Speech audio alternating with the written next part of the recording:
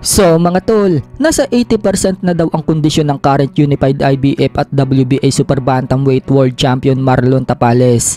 Yan po ang sinabi ng head trainer niya na si Coach Ernel Pontanilla sa one-on-one interview sa YouTube channel ni Ceci Marie. Talagang hanga si Coach Ernel Pontanilla kay Tapales dahil disiplinado daw ito pagdating sa training.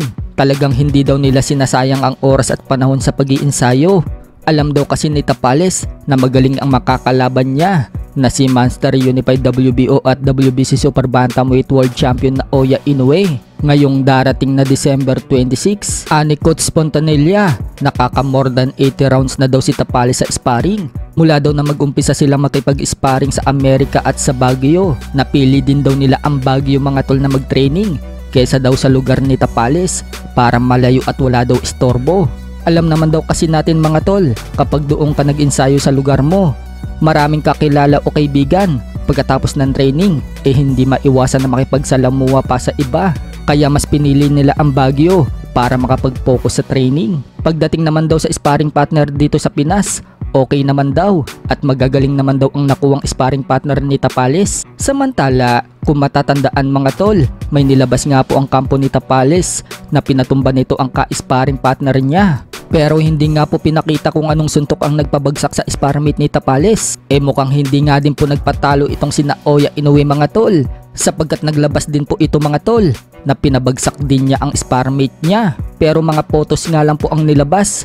Makikita po dyan na tinamaan sa katawan ng sparring mate ni Inoue, kaya ito bumagsak. So mukhang noong nakaraang training ni Inoue, nagpapakita ito na wala sa kondisyon.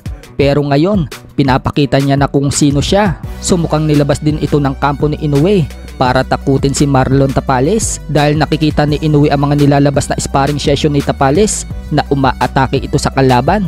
So kung makikita ni Tapales na pinabagsak ni Inoue ang sparmate niya, baka mag-alinlangan si Tapales na sumugod at makipagsabayang kay Inoue. Sa kabilang banda naman mga tol, matapos nga po ang pangit na performance ni Shakur Stevenson kahapon kontra kay Edwin De Los Santos, kung saan nasungkit niya ang WBC Lightweight World Title at maging isang ganap na 3-division World Champion.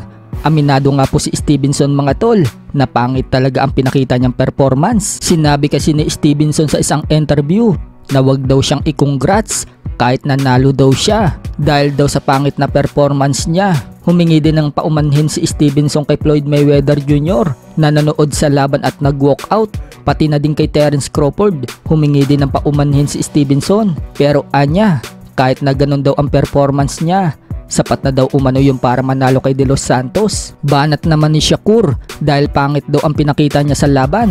Baka pumalag na daw sa kanya si Tank Davis at Devin Haney.